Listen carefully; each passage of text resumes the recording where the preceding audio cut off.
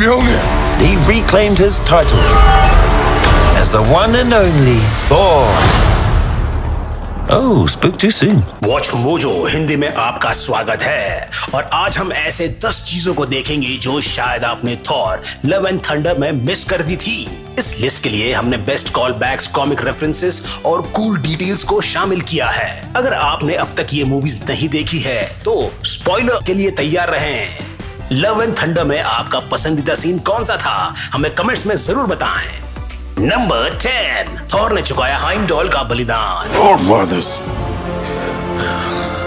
let the dark magic flow through me one last time. जब Thanos ने Thor की ship पर हमला किया तो वो शिप पर मौजूद हर एक हीरो को मारने वाला था। तब हाइमडॉल ने अपनी शक्तियों के इस्तेमाल से हल्क को एक सुरक्षित जगह पर भेज दिया, लेकिन इस अच्छे काम के लिए थैनोस ने हाइमडॉल को ही मार दिया। That was a mistake.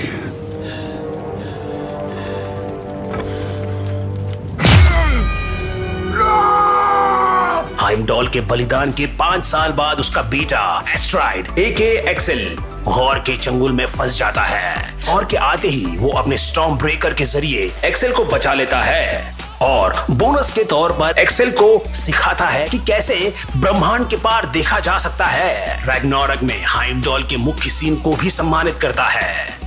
Heimdall, I know you can see me. I need you to help me. Help me see. Axl को बचाकर और सिखाकर थॉर हाइमडॉल के बलिदान का आदर करता है।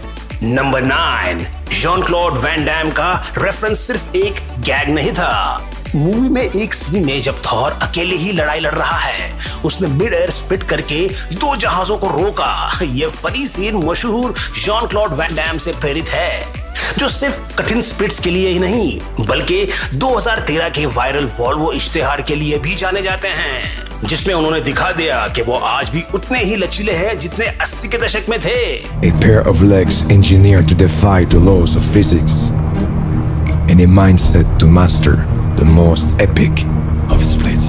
लेकिन थॉर ने सिर्फ उस इश्तेहार से प्रेरित होकर यह स्टंट नहीं किया था। एज ऑफ अल्ट्रॉन से पहले एक खबर फैली थी कि क्रिस हेम्सवर्थ दूसरी एवेंजर्स मूवी में वैन डैम को शामिल करना चाहते हैं, लेकिन ऐसा हुआ नहीं। तो लव एंड थंडर में यह स्प्लिट स्टंट एक तरह से वैन डैम को सैल्यूट मारने जैसा ही है। Number 8, the gigantic world tree के बारे में छोटे छोटे रेफरेंसेस। थॉर जैसे असगार्डियन को यह सिखाया जाता है कि ब्रह्मांड के 9 लोग आपस में जुड़े हुए हैं और उसकी कल्पना एक ब्रह्मांडीय पेड़ के अलग अलग शाखाओं की तरह कर सकते हैं। ये एक काल्पनिक पेड़ है, इग्ड्रासिल। लव एंड थंडर के दौरान इस पेड़ को अलग अलग जगहों में दर्शाया गया है, जैसे ये सीन जिसमें थॉर गार्डियन की तरफ से लड़ रहे हैं। थॉर के शर्ट में भी हम इस इग्ड्रासिल के चिन्ह को देख सकते हैं। क्लाइमैक्स के आखिरी युद्ध में भी यह पेड़ के चिन्हों का इस्तेमाल हुआ है। जब थॉर अपनी शक्तियां एसगार्ड के बच्चों को प्रदान करता है, उसकी रोशनी पेड़ की शाखाओं की तरफ फैल जाती है। इसका यह मतलब भी हो सकता है कि न्यू एसगार्ड अब सभी 9 लोगों के जनता के लिए है। It will become a haven for all peoples and aliens of the universe. Number 7, party Thor के बारे में एक फनी कॉल बैक। थॉर के डाई हार्ड फैंस जानते होंगे कि व्हाट इफ के एक एपिसोड में थॉर को पार्टी करते हुए दिखाया गया है। My mother is coming. And she is not happy. दुनिया को एक पार्टी प्लैनेट बनाने के बाद थॉर और उसके दोस्तों ने सब कुछ ठीक करने की कोशिश की, इससे पहले कि उसकी माँ फ्रिगा उसे पकड़ ले। लेकिन थॉर के म्योलनीर में पार्टी ग्राफिटी देखकर फ्रिगा सब कुछ जान जाती है।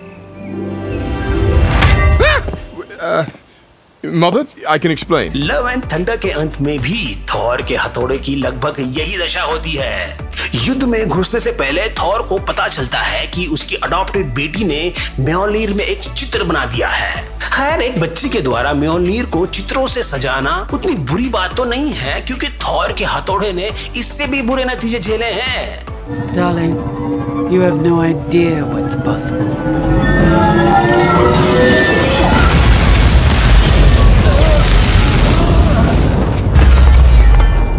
नंबर 6, सिफ की दुखद तकदीर और Ragnarok. Betray, and I'll kill you. It's good to see you too, Sif. सिफ की दुखद तकदीर और रैग्नारोक। हालांकि हमें सिफ के आने की खुशी थी, लेकिन दुख इस बात का भी था कि उसका एक बाजू वॉर ने काट दिया था। अगर सिर्फ थॉर के तीसरी मूवी रैग्नारोक में होती तो ये सब कुछ शायद और जल्दी होता। थॉर कॉमिक्स में लोकी जब रैग्नारोक को ट्रिगर करता है तब महान योद्धा सिर्फ एक विस्फोट में अपना बाजू गवा देती हैं। सिर्फ न केवल जिंदा बच जाती हैं, वो तुरंत फिर से युद्ध में लड़ने लगती हैं। रैग्नारोक के मूवी वर्जन में अगर सिर्फ होती तो क्या यही होता? पता नहीं, लेकिन हमें ये जरूर पता है कि सिर्फ एक बाजू के खो जाने से सिर्फ कोई लड़ाई से पीछे नहीं हट जाती।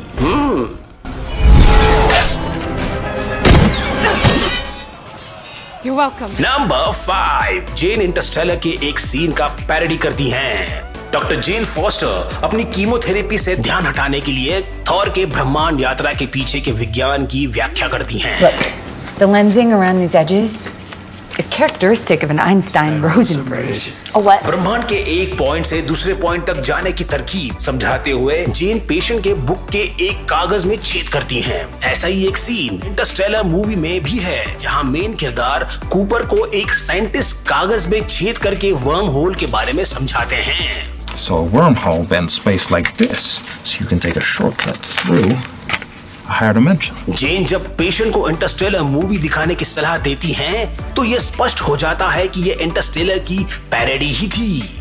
नंबर 4, स्पेस डॉल्फिन्स और एक वाइल्ड कॉमिक इवेंट का रेफरेंस। लव एंड थंडर में बहुत सारे सीन्स हैं जो कॉमिक्स के बेहतरीन रिक्रिएशंस हैं। वो हैरत अंगेज ओपनिंग जहां गौर एक बेरहम वातावरण में बच्चे को खो देता है, सीधे कॉमिक्स से ही लिया है। और वो सीन जहां म्योलनीर हॉस्पिटल में जेन के पास जाता है, वो भी सीधे कॉमिक्स से ही प्रेरित है। लेकिन एक जगह जहां मूवी कॉमिक्स से बिल्कुल हटकर है, वो है स्पेस डॉल्फिन्स वाले सीन्स। कॉमिक्स में डॉल्फिन के बजाय अनेक थॉर्स का सामना होता है स्पेस शार्क्स के पास। कुछ तो अंतिम युद्ध में गौर के खिलाफ हीरोज की मदद भी करते हैं। स्पेस शार्क्स को मूवी में शायद इसलिए नहीं शामिल किया गया है कि कहीं वो थॉर के नए गोट फ्रेंड्स को ढांक ना दें। And giant goats! Oh, look at those! They are wonderful! Yes, they are. They also scream quite a lot.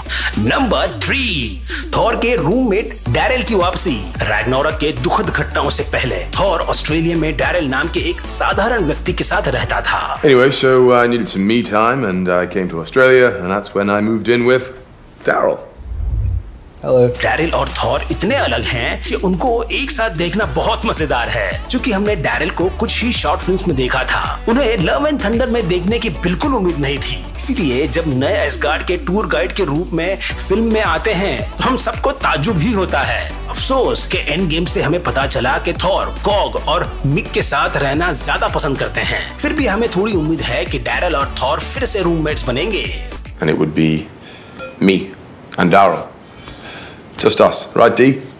Yep. Number 2, love and Thunder में हैं बहुत सारे हेम्सवर्थ्स। लूक हेम्सवर्थ को नकली थॉर के रूप में फिर से देखकर हम अपनी हंसी नहीं रोक पाए। I will tell Father what you did here today. I didn't do it for him. I didn't do it for him. लेकिन सिर्फ लूक ही नहीं, मूवी में हेम्सवर्थ परिवार के कई सदस्य शामिल हैं। जब कॉग थॉर के अतीत के बारे में बात कर रहा है, तब युवा थॉर की भूमिका में ट्रिस्टन हेम्सवर्थ, एक्टर का छोटा भाई साशा ने भी एक एसगार्डियन बच्चे का रोल निभाया है। और तो और उनकी बेटी इंडिया रोज ही है जो थॉर की अडॉप्टेड बेटी का किरदार निभा रही हैं। अगर इतना ही काफी नहीं था तो जान लीजिए कि क्रिस हेम्सवर्थ की रियल लाइफ पत्नी एल्सा पटैकी ने वुल्फमैन का किरदार अदा किया है। आगे बढ़ने से पहले हमारे चैनल को सब्सक्राइब करें और लेटेस्ट वीडियोस के नोटिफिकेशन के लिए बेल आइकन दबाना ना भूलें। बारी आती है नंबर 1 की, अन्य देवी देवताओं का special appearance. Let's see who you are. I take off your disguise and flick. वैसे तो थॉर के ओमनीपोटेंट सिटी पहुंचने पर सारा स्पॉटलाइट तो ज़ूस अपनी तरफ खींच लेते हैं। फिर भी हम दूसरे देवी देवताओं को अलग अलग जगह देख सकते हैं। गौर से देखें तो भीड़ के बीच एक वकांडा की देवी पास्त नजर आती हैं। एक ड्रैगन भी है जो काफी हद तक द ग्रेट प्रोटेक्टर की तरह दिखता है। थॉर जब निकलते हैं तो वो दैवी शक्तियों के बीच से जाते हुए नजर आते हैं। लेकिन सबसे दिलचस्प इंट्रोडक्शन तो वाकई ब्रेट गोल्डस्टाइन के हर्क्यूलिस का है। इस तरह कई देवी देवताओं को ओमनीपोटेंस सिटी में दिखाकर मूवी ने एमसीयू के इतिहास को बखूबी दर्शाया है। लेकिन हम तो बेसब्री से इंतजार कर रहे हैं कि आगे हर्क्यूलिस बाकी देवी देवताओं के साथ कहां नजर आएंगे। Let's everyone take a deep breath.